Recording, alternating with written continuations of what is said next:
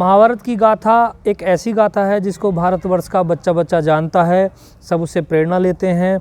आज हम पहुँचे हैं एक ऐसे ही स्थान पर जो महाभारत कालीन है। हम पहुँचे हैं महात्मा विदुर की तपोस्थली पर। महात्मा विदुर जिनको धर्म का अवतार माना जाता था, हम विदुर कुटी पहुँचे हैं। यह स्थित है उत्तर प्रदेश के ज़िला बिजनौर के दारानगरगंज कस्बे में।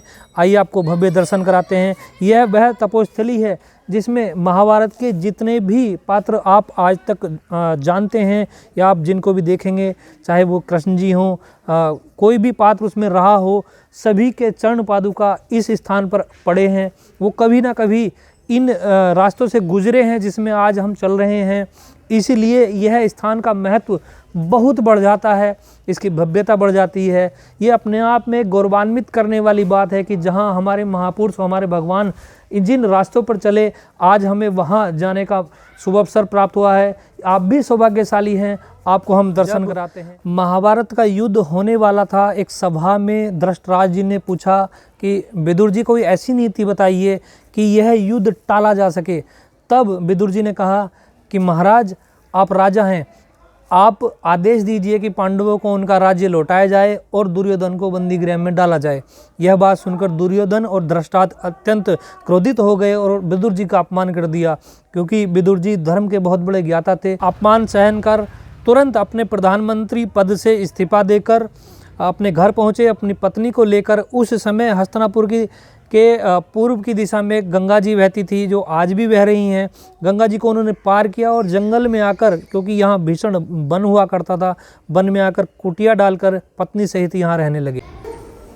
विदुर कुटी की इस पावन धरती पर एक चित्रण बना हुआ है, जिस समय शांति समझौता लेकर श्री कृष्ण जी हस्तिनापुर जाते हैं। महाराज धृतराष्ट्र और उनकी सभा में अपनी बातें रखते हैं। दुर्योधन के समक्ष वो बातें आती हैं तो दुर्योधन उनका प्रस्ताव ठुकराकर उनको बंदी बनाने का आदेश दे देता है, जिसके फलस्वरूप भगवान श्री कृष्ण अत्यंत क्रोधित हो जाते हैं।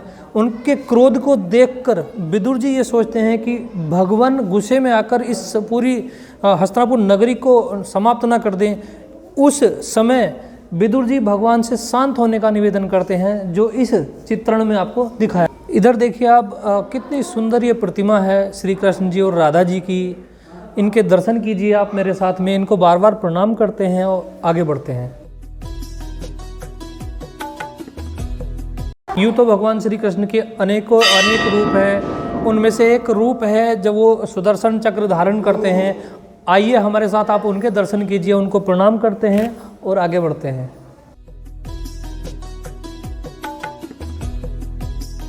अगला जो चित्रण है, देखिए मूर्तिकार ने कितना बढ़िया एक चित्रण किया है। ये वह वृत्तांत है जब आप महाभारत युद्ध में देखते हैं श्री कृष्ण जी अर्जुन जी को गीता का उपदेश देते हुए इस चित्रण में आपको दिखाई देंगे। हम इनको प्रणाम करते हैं और आगे बढ़ेंगे। संकट मोचन हनुमान जी की बहुत ही भव्य मूर्ति स्थापित है, आप दर्शन कीजिए। पहुँचे हैं अगले मंदिर पे, माता का स्थान है, आइए आपको दर्शन कराते हैं।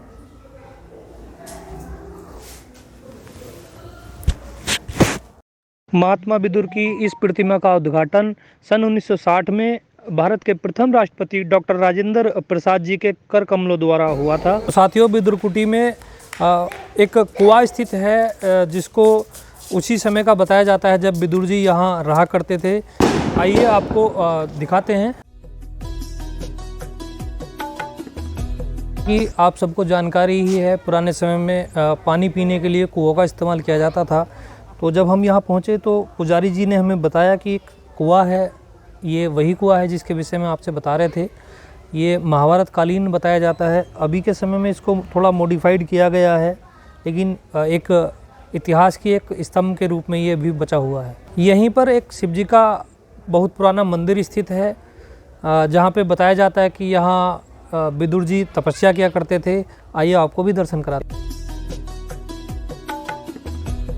इतिहास के जानकार बताते हैं कि जहाँ ये मूर्ति आज स्थापित है, यहीं पर महात्मा विदुर बैठकर भगवान शिव का ध्यान और पूजा किया करते थे। जैसा कि पुजारी जी ने हमें बताया, जब से सरकार बदली है यहाँ पर निर्माण भी हुआ है। इस स्थल को लेकर काफ़ी सारे कार्य भी किए गए और यहाँ आने वाले श्रद्धालुओं की संख्या बहुत बड़ी है। अब काफ़ी दूर से यहाँ लोग आते हैं, दर्शन करते हैं। यह इस समय जिला बिजनौर में एक जीवंत इतिहास के स्वरूप में यह स्थित है। यहाँ आने के बाद हमें जानकारी हुई यहाँ पर बथुए के बहुत पुराने पेड़ पाए जाते थे और महाभारत में हमने एक वृतांत सुना होगा, जब श्री कृष्ण जी शांति दूत बनकर पहुँचे थे और वहाँ रात को रुकने की बात आई तो उन्होंने दुर्योधन के यहाँ खाना खाने और रुकने से इनकार कर दिया था।